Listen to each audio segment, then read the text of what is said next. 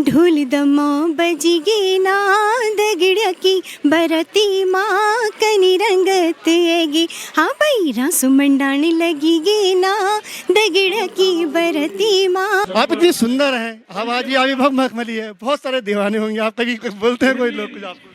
वही मेरा कहना है कि सुंदरता तो लोगों की आंखों में होती है। साथियों नमस्कार, मैं प्रमोद खंडूड़ी और आप देख रहे हैं हिमालय प्लस। आज मेरे साथ उत्तराखंड की बहुत सुप्रसिद्ध गायिका संगीता ढोंडियाल और संगीता ढोंडियाल जी पौड़ी पहुंची हैं, तो हमारा कर्तव्य बनता था कि कम से कम संगीता जी से बात कर ली जाए।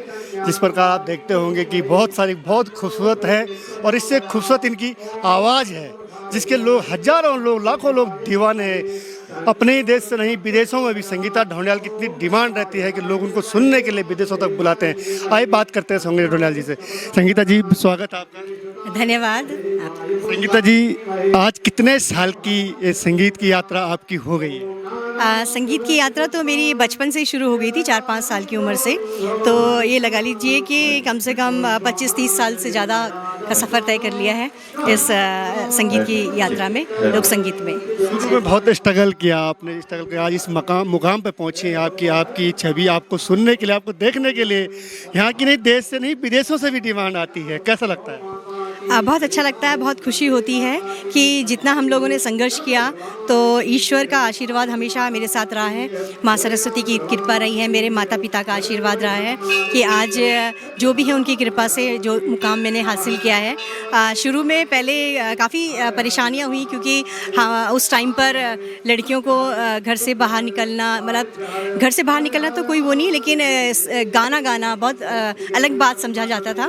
लेकिन मेरे पेरेंट्स ने, मेरे मम्मी पापा ने मुझे सपोर्ट किया और आगे बढ़ाया, और शादी के बाद मेरे हस्बैंड, मेरे ससुराल वालों ने बहुत सपोर्ट किया। अभी तक कितने गाने आपने गाए हैं, लोगों को सुनाए अपने गाने? गाने तो बहुत सारे गाए हैं, गिनती नहीं है, क्योंकि कई तो ऐसे गाने हैं कि जो गा के रिलीज़ भी हो गए, हमें पता भी नहीं चला कि, लेकिन कई गिनती तो कोई है नहीं, लेकिन कुछ सॉन्ग्स ऐसे हैं कि जो मेरे दिल के बहुत करीब हैं और जिनको लोगों ने बहुत प्यार दिया है। क्योंकि अभी मैं देवलेश्वर महादेव की इस धरती में आई हूँ, उनका आज यहाँ पर बुलावा आया मुझे, तो एक भोले का भजन मैंने निकाला था जय भोले के नाम से, वो मेरा बहुत हिट हुआ। ढोल दमो बजी गे ना, जिसको कि लोगों ने बहुत प्यार दिया। पूरी हमारी पहाड़ की जो शादी है उसको मैंने उस छोटे से गीत में पूरी शादी का वर्णन किया उसमें। तो और इस तरह से रमझमा और रे मालू, मेरू सौजड़िया, तेरी माया माँ, तो बहुत सारे ऐसे गीत हैं जो लोगों ने बहुत पसंद किए हैं। और संगीता जी इस प्रकार से आपको देखने के लिए, आपको सुनने के लोग विदेशों तक आपके दीवाने हैं लोग, आपको क्या लगता है सबसे प्यारा गाना कौन सा, जो सबसे ज़्यादा प्यार मिला हो आपको? प्यार तो कहते हैं कि लोगों का प्यार तो मुझे हमेशा ही मिला है। कोई भी गाना गाऊं सब लोग पसंद ही करते हैं। खासकर लोगों को मज़ा आता है कि जब मैं खूब उनको नचाऊं तो वो बहुत पसंद करते हैं। मेरे कुछ गीत ऐसे हैं कि जो पुराने लोकगीत ज़्यादा लोग पसंद करते हैं, जिनको मैं गाती हूँ। मेरा मेन उद्देश्य ये रहता है कि मैं मंच से लोकगीतों को प्रस्तुत करूँ जो पुराने थे, क्योंकि लोग लोकगीतों को सुने हुए होते हैं और उससे जुड़ते हैं, उन्हें अच्छा लगता है। और मेरा एक गीत है ढोल दमो बजी गे ना, तो उसको बहुत पसंद करते हैं। हाय काकड़ी झिलमा, द्यूरा मोहना, ये कुछ ऐसे गीत हैं कि मंच में जाने से पहले ही बैक स्टेज में आके लोग बोल देते हैं कि संगीता जी आपने द्यूरा मोहना गाना है, ढोल दमो बजी गे ना गाना है, हाय काकड़ी झिलमा गाना है। तो ये प्यार तो हर गाने को सब प्यार करते हैं मेरे। लेकिन लोग ढोल डमो वाला गाना बहुत प्यारा लोगों को लगता है, 1-2 लाइन आप उसकी? बिल्कुल 2 लाइन ज़रूर सुनाऊंगी।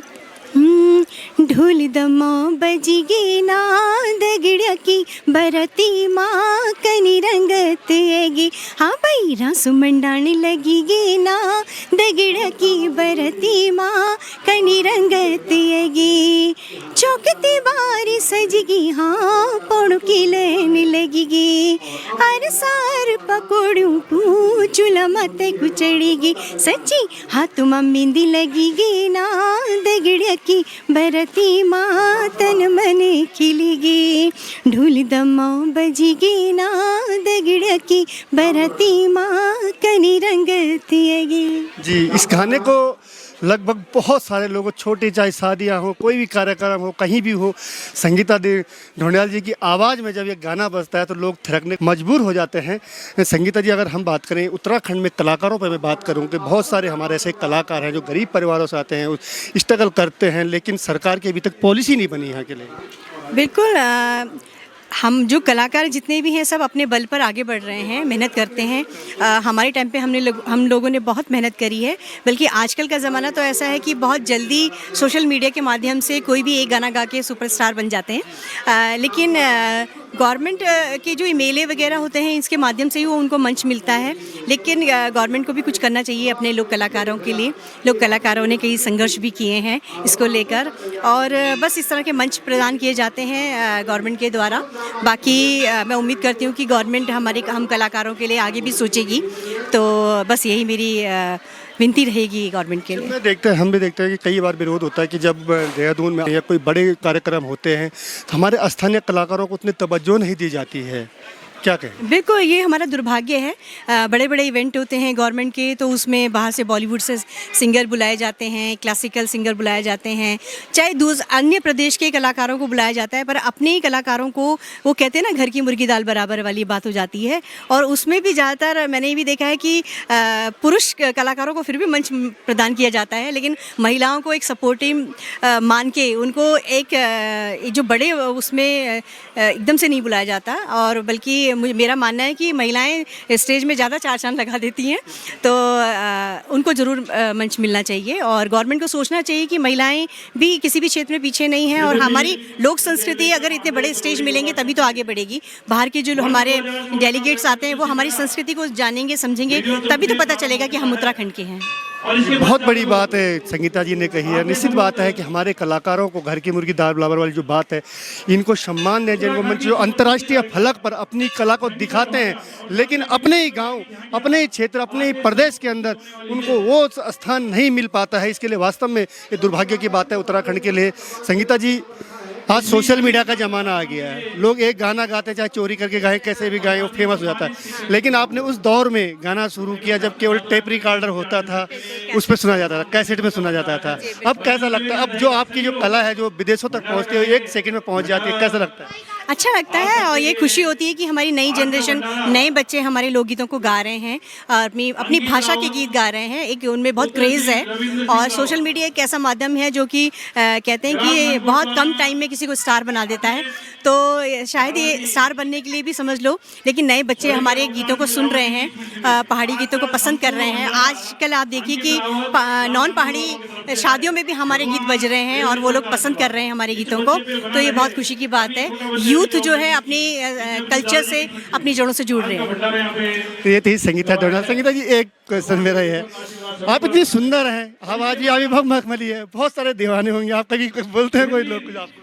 वही मेरा कहना है कि सुंदरता तो लोगों की आंखों में होती है, उनका प्यार है। अगर वो मुझे सुंदर मानते हैं तो मैं उनका सम्मान करती हूँ, और ये सब उन्हीं का आशीर्वाद है, ऊपर वाले का आशीर्वाद है, और सब जनता का प्यार है। बिल्कुल, ये थी संगीता ढोंडियाल। देखा होगा आपने कितनी सादगी है, और वो मखमली आवाज़ जब तानों में गूंजती है तो निश्चित बात है कि हर कोई थरकने को मजबूर हो जाता है। आज आपको संगीता ढोंडियाल पौड़ी में पहुंची है देवलेश्वर मंदिर में, और वहाँ भी उनकी प्रस्तुति होंगी, वो भी आपको दिखाएंगे। बहुत बहुत धन्यवाद। Thank you so much. धन्यवाद।